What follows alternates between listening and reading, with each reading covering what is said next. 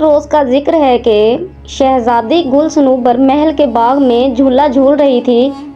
اس کی دیکھ بھال کے لیے وہاں پر کنیزیں موجود تھیں۔ ملکہ اور بادشاہ بھی تخت پر بیٹھے آپس میں باتوں میں مصروف تھے کہ اچانک شہزادی کی نظر ایک خوبصورت پرندے پر پڑی۔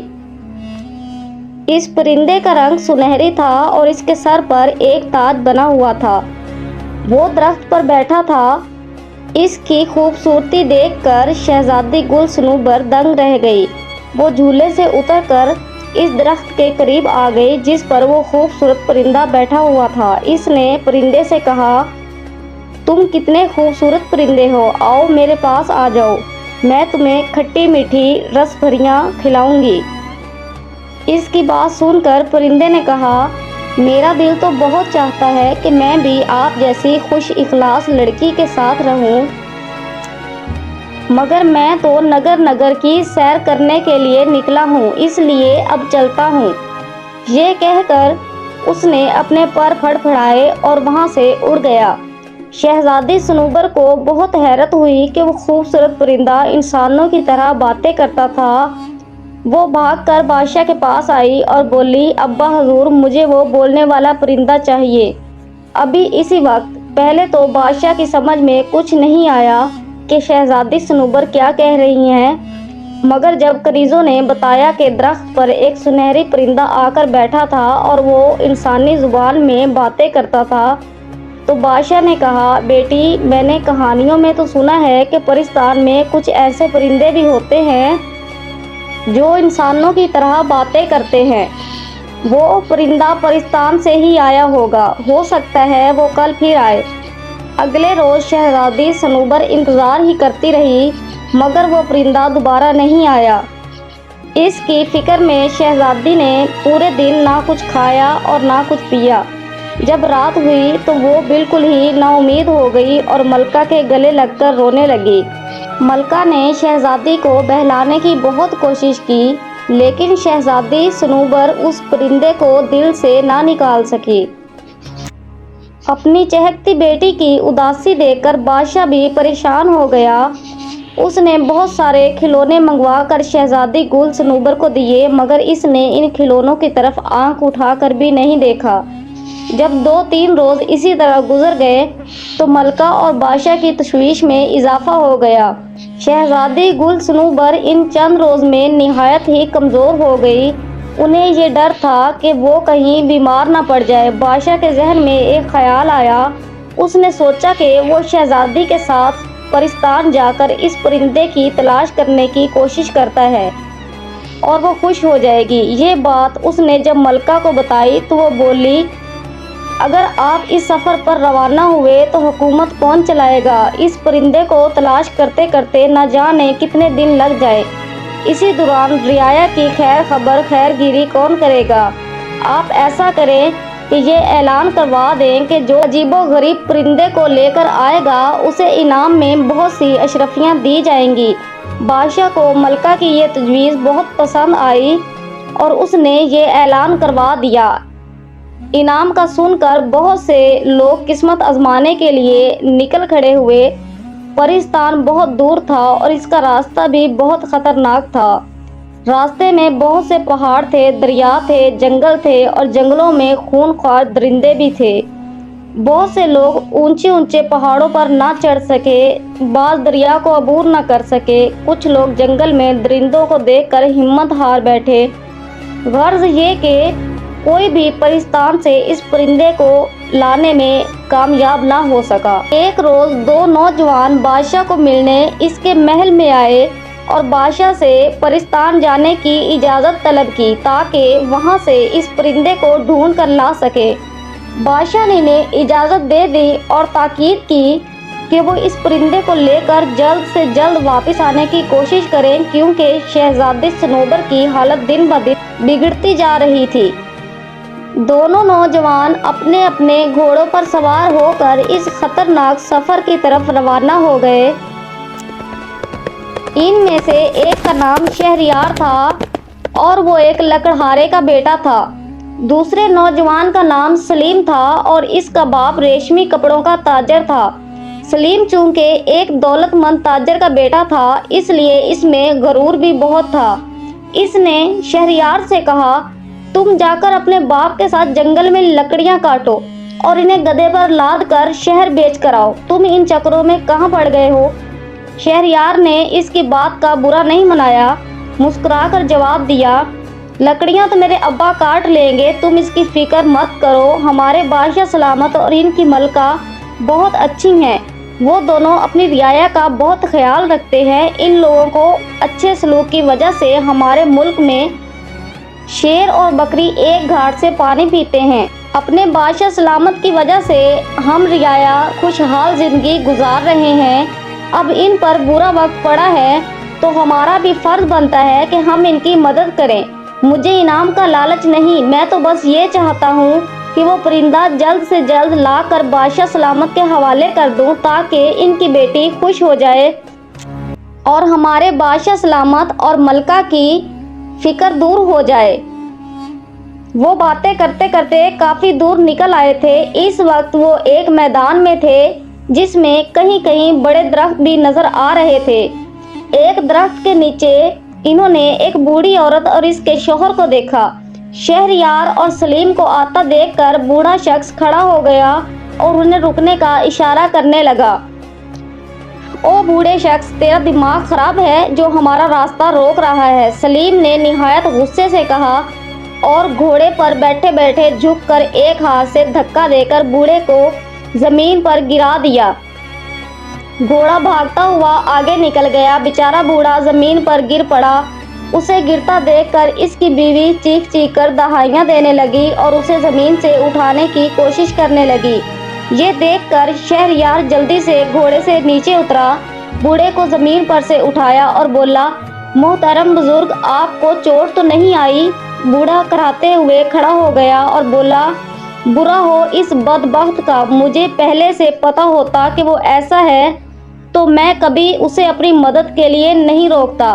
उसे छोड़िए, मुझे बताइए मैं आपकी क्या मदद कर सकता हूँ? शहरयार ने निहायत नरमी से कहा, बेटा, हम सुबह से घर जाने के लिए निकले हुए हैं। मैं अपनी बीवी के साथ अपने बहन के घर गया हुआ था। हमारा गांव यहाँ से चंद कोस के फासले पर है। हम बूढ़े हैं, चल चल कर बुरी तरह थक गए हैं, भूख से बुरा हाल है। घर पहुँचे तो खाना खाएं और आराम करें। तुम्हारे पास घोड़ा मौजूद है, तुम्हारी मेहरबानी होगी अगर हमें गांव तक पहुंचा दो। बूढ़े की बात सुनकर शहरयार ने अपना खाना निकाल कर इन दोनों को खिलाया। ये खाना इसकी माँ ने इसके साथ दिया था ताकि सफ़र में जब भूख लगे तो वो उसे खा ले। जब वो दोनों खाना खा चुके तो शहरयार ने दोनों को घोड़े पर सवार किया, खुद घोड़े की बाग पकड़कर तेज तेज कदमों से इनके गांव की सिमत रवाना हुआ। दोनों मियाँ बीवी उसे दुआएं दे रहे थे। शाम होते होते वो एक गांव में पहुंच गए। इसी गांव में इन दोनों मियाँ बीवी का एक छोटा सा घर था। घर पहुंचकर बूढ़े और इसकी बीवी ने बड़े इसरार से शहरयार को इस बात पर आमादा कर लिया कि वो अगले रोज इनके घर में ही ठहरे। आमादा कर लिया कि अगले रोज तक वो इनके घर पर ही ठहरे, क्योंकि रात सर पर थी और रात को सफ़र यूं भी मुनासिब नहीं होता। शहरयार ने इनकी बात मान ली। रात खाना खाने के बाद बूढ़े ने कहा, अब नौजवान तुम बताओ, कहाँ से आ रहे हो और कहाँ जा रहे हो? जवाब में शहरयार ने उसे पूरी कहानी सुना दी और बताया कि वो बोलने वाले परिंदे की तलाश में परिस्तान जा रहा है ताकि उसे ले जाकर शहजादी गुल सनूबर के हवाले कर सके। इसकी बात सुनकर बूढ़ा सोच में पड़ गया। कुछ देर बाद इसने कहा, परिस्तान में कुछ ऐसे नायाब परिंदे भी होते हैं जो इंसानों की तरह बातें करते हैं, मगर उन्हें वहां जाकर तलाश करना पड़ेगा। परिस्तान जाने के दो रास्ते हैं। एक रास्ते पर खतरात बहुत हैं और इनका रास्ता भी बहुत तवील है। दूसरा रास्ता करीब का रास्ता है। अगर घोड़ा तेज रफ्तार से चले तो 1 घंटे में वहां पहुंच जाओगे। इस रास्ते पर कोई खतरा भी नहीं है। अगले रोज शहरयार सुबह सवेरे बेदार हुआ बूढ़े ने उसे परिस्तान का रास्ता अच्छे से समझा दिया था। वो रवाना होने लगा तो बूढ़े ने अपने घर के पिछले हिस्से में लगे दरख्तों से कुछ अमरूद तोड़कर उसे साथ दिए और बोला, परिस्तान के परिंदे अमरूद बहुत शौक से खाते हैं। ये फल परिस्तान में नहीं होता, इसीलिए इनकी तलाश में वो इंसानों की दुनिया में आ जाते हैं। तुम ये अमरूद अपने पास रखो, मुझे यकीन है कि इनकी खुशबू वहाँ के परिंदों को तुम्हारी तरफ मुतवज्जो करेगी। हो सकता है इनमें कोई ऐसा परिंदा भी हो जो इंसानों की तरह बातें करता हो। शहरयार ने अमरूद लेकर इसका शुक्रिया अदा किया और घोड़े पर सवार होकर वहाँ से रवाना हो गया। जिस रास्ते पर शहरयार का घोड़ा दौड़ रहा था वो रास्ता निहायत साफ सुथरा और हरा भरा हमवार था। एक लंबी पगडंडी थी जिसके दोनों इतराफ हरी हरी घास थी। कहीं कहीं फूलों के पौधे भी नजर आ जाते थे। वो जल्द ही परिस्तान पहुंच गया। जब वो परिस्तान दाखिल हुआ तो चारों तरफ चहल पहल नजर आ रही थी। हसीनो जमील परियां खूबसूरत और रंग बिरंगी लिबास पहने इधर से उधर उड़ रही थी। इसका भी दिल चाहा कि वो वहां पर घूमे फिरे, लेकिन इसने वक्त ज़ाया करना मुनासिब नहीं समझा और बोलने वाले परिंदे की तलाश में आगे बढ़ गया। इसकी नज़रें दरख्तों पर लगी हुई थी ताकि उसे परिंदे नजर आ जाएं। चलते चलते वो एक बाग में पहुंचा। वहां पर बहुत सारे छोटे बड़े निहायत खूबसूरत परिंदे हवा में उड़ते नजर आ रहे थे। वो सब अपनी सुरीली आवाज़ों में चहचहा रहे थे, मगर इनमें से कोई भी ऐसा नहीं था जो इंसानी ज़बान में बातें कर रहा हो। शहरयार को मायूसी हुई, मगर इसने हिम्मत नहीं हारी। इसने घास पर बैठकर कुछ अमरूद की काशें अपने सामने एक कपड़े पर रख दी। अमरूदों की खुशबू से जितने भी परिंदे थे वो वहां आ गए और अपनी नन्ही नन्ही चूंचों से उन्हें खाने लगे। और भाई परिंदों, क्या हाल है? इसने कहा, मगर किसी ने भी कोई जवाब नहीं दिया। शहरयार समझ गया कि इन परिंदों में से कोई भी ऐसा परिंदा नहीं जो इंसानों की तरह बातें कर सके। अमरूद की काशें खत्म हो गई तो वो सब खुशी से चहचहाते उड़ गए। अचानक एक सुनहरे परों वाला परिंदा फिजा से उड़ता हुआ आया और शहरयार के सामने बैठकर बोला, अफसोस मैं लेट हो गया, सारे अमरूद तो खत्म हो गए हैं। शहरयार इस सुनहरे परिंदे को इंसानों की जुबान में बात करता देखकर बाग बाग हो गया। उसने एक बड़ा सा पीले रंग का खूब पका हुआ अमरूद निकाला और इस परिंदे के सामने रख दिया। प्यारे परिंदे, फिक्र ना करो, मेरे पास और भी बहुत से अमरूद हैं। ये सुनकर परिंदा उड़ता हुआ इसके करीब आ बैठा और अमरूद खाने लगा। क्या तुम मेरे साथ इंसानों की दुनिया में चलना पसंद करोगे? आखिर शहरयार ने अपने मतलब की बात कह दी। क्यों नहीं, परिंदे ने जल्दी से कहा, मुझे वहाँ रहना बहुत अच्छा लगता है। वहाँ अमरूदों के भी बहुत से बाग हैं। मुझे अमरूद खाना बहुत पसंद है। अगर मैं तुम्हारे साथ चलूँ तो तुम मुझे पिंजरे में नहीं रखोगे। मुझे पिंजरे में बंद रहना बिल्कुल भी पसंद नहीं है। मैं तुम्हारी तलाश में बहुत दूर का सफ़र तय करके आया हूँ। हमारे बादशाह की बेटी तुम्हें याद कर करके हलकान हो गई है। इसने खाना पीना छोड़ दिया है। मैं तुम्हें ले जाकर इस शहजादी के हवाले कर दूंगा। वहाँ महल में तुम बहुत आराम से रहोगे। मैं उसे बताऊंगा कि वो तुम्हें पिंजरे में बंद ना करें।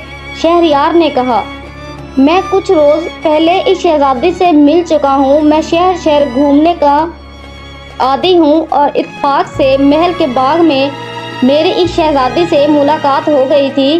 वो एक बहुत अच्छी और खुश इखलास लड़की है। मैं बाखुशी इसके पास रहने को तैयार हूँ, परिंदे ने कहा, और वो उड़कर शहरयार के पास आ बैठा। शहरयार का मकसद पूरा हो गया था। शहरयार का मकसद पूरा हो गया था,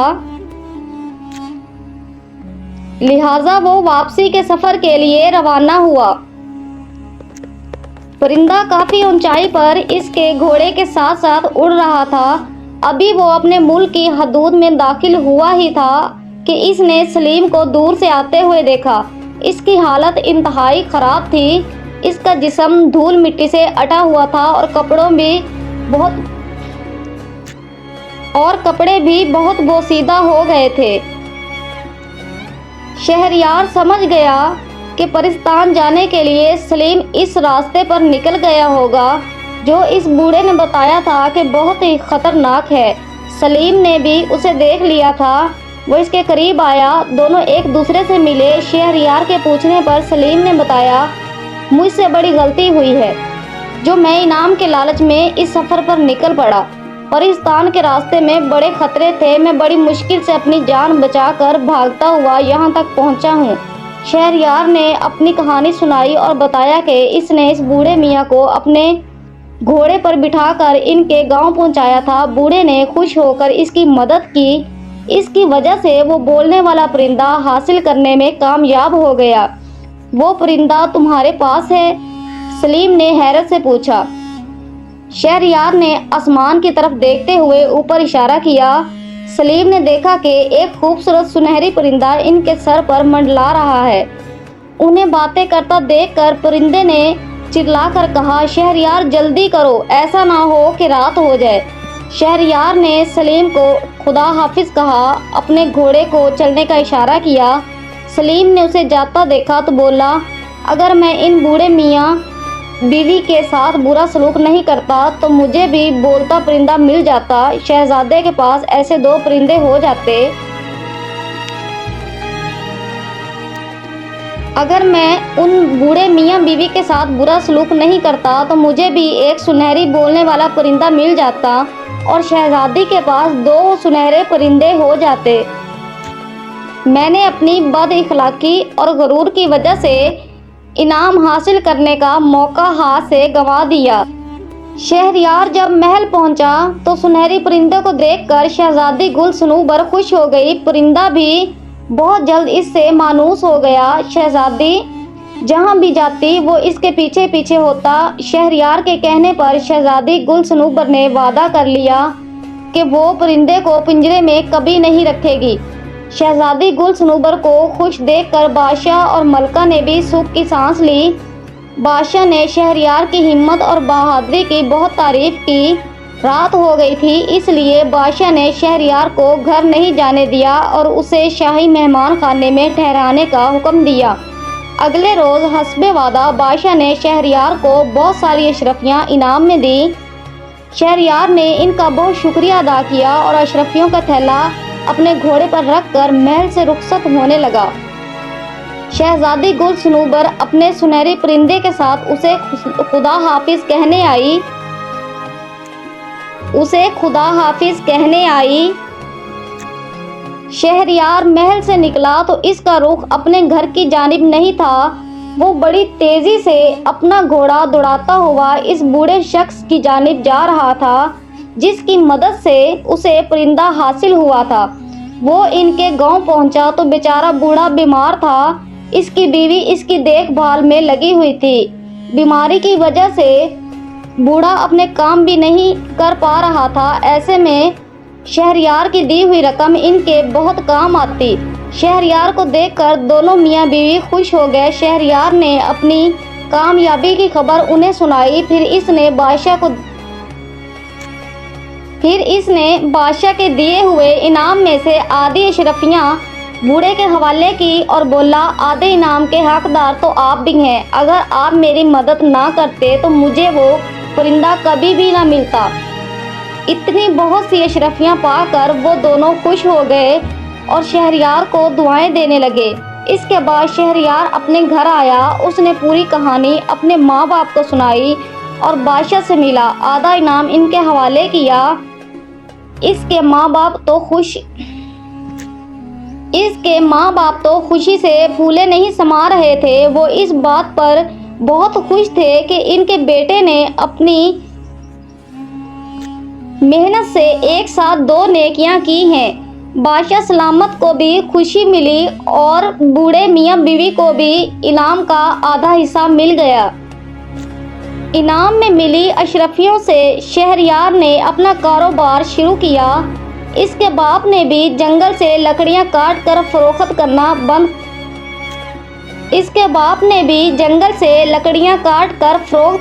بند کر دیا۔ اب وہ باپ بیٹا مل کر اپنا کاروبار چلاتے تھے، جس سے جلدی ہی ان کے دن پھر گئے۔ یوں ایک لکڑہارے کا بیٹا کمزور انسانوں سے محبت اور ان کی مدد کرنے کے صلے میں اپنے ماں باپ کے ساتھ ایک خوشحال زندگی گزارنے لگا۔